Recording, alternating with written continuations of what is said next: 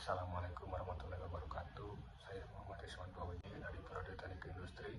Di sini saya akan memaparkan materi dari jurnal yang saya ambil dan juga makalah yang saya buat dengan materi yang berjudul Seleksi Penerima Bantuan Sosial dengan penerapan metode FAZI FAHP untuk rekomendasi keputusan yang tepat sasaran. Baik, berikut beberapa tantangan penyaluran bansos, di antaranya ada masalah tepat sasaran, di mana penyaluran bansos ini seringkali diharapkan pada ketidaktepatan sasaran. Beberapa masyarakat juga yang sangat membutuhkan seringkali terlewat, sementara beberapa pihak yang kurang layak justru seringkali dapat menerima bantuan. Lalu ada keterbatasan dari data manual, yang mana proses ini cukup administratif yang masih dilakukan secara manual dan membutuhkan waktu yang cukup lama.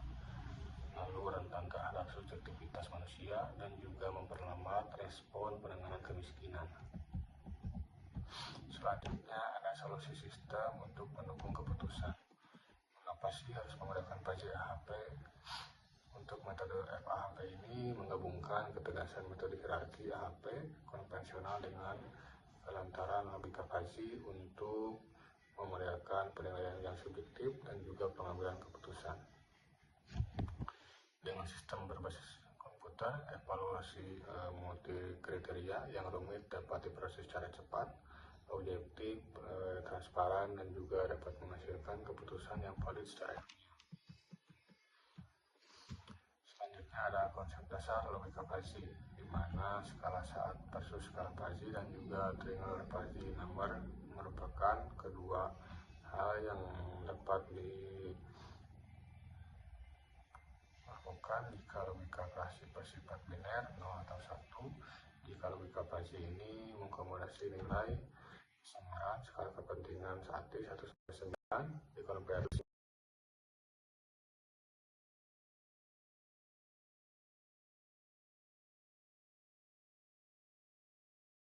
menggunakan parameter koordinat mempresentasikan batas bawah, di antaranya ada I, nilai tengah adalah M, dan batas atas adalah U, guna menangani ketidakpastian pengambilan keputusan. Selanjutnya ada tahapan metodologi FAHP yang terbagi menjadi 4, di antaranya ada matriks, geomatriks, diversifikasi, dan juga normalisasi. Untuk matriks menyusun perbandingan berpasangan antar 3 dan juga skala TFN. Geometrik ini menghitung rata-rata geometrik FAZI yang relatif tiap elemen. Lalu selanjutnya diversifikasi ini mengkonversi nilai FAZI menjadi nilai real menggunakan counter of area atau COA. Terakhir ada normalisasi, di mana ini dapat membagi nilai bobot non FAZI dengan total keseluruhan untuk bobot final. Selanjutnya ada beberapa hasil dan juga pembahasan dari studi kasus pembobotan kriteria dan pemilihan alternatif yang terpilih. Berikut ada beberapa kriteria dari seleksi penerima, diantaranya kebutuhan pangan, pengeluaran bulanan, pekerjaan, kondisi papan, dan juga kondisi sandang. Di mana kebutuhan pangan ini menakar kemampuan pemenuhan konsumsi, diantaranya sebagai makanan harian, keluarga secara mandiri.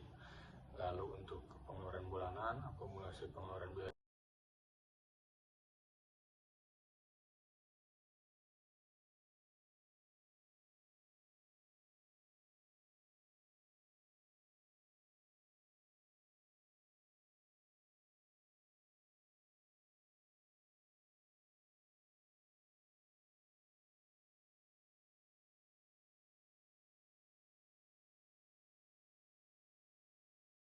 untuk para anggota keluarga.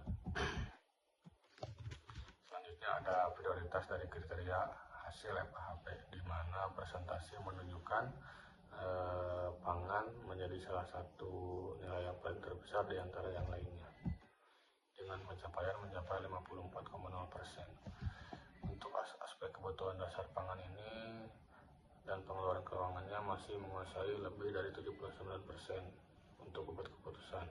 Ini membuktikan tingkat urgensi ekonomi primer dalam seleksi bantuan sosial. Berikut ada data matriks hasil alternatifnya, diantaranya ada kriteria, bobot kriteria, alternatif A1, A2, dan juga A3, di mana pekerjaan K1, K2, sandang, pangan, dan juga papan memiliki nilainya masing-masing.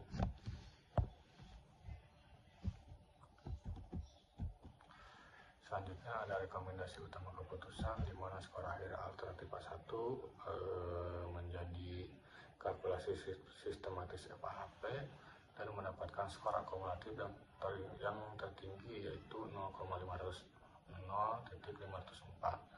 Ini mendominasi secara signifikan dibanding kompetitor yang lainnya. Berdasarkan urutan prioritas, diantaranya A1 dengan nilai 0,504 ini direkomendasikan yang paling utama. Lalu yang kedua ada A3 dengan nilai 0,348. Yang ketiga ada A2 dengan nilai 0,148.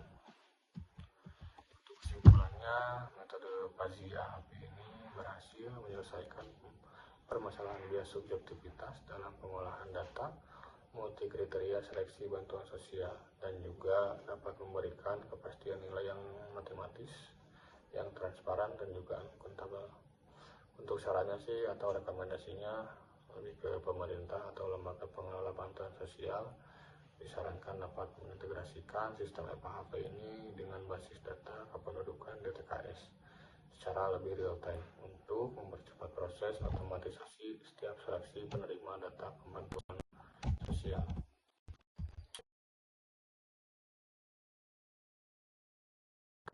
Sampaikan, kurang lebihnya mohon maaf. Mudah-mudahan dapat bermanfaat bagi saya pribadi, khususnya umumnya untuk kita semua. Terima kasih atas perhatiannya. Wassalamualaikum.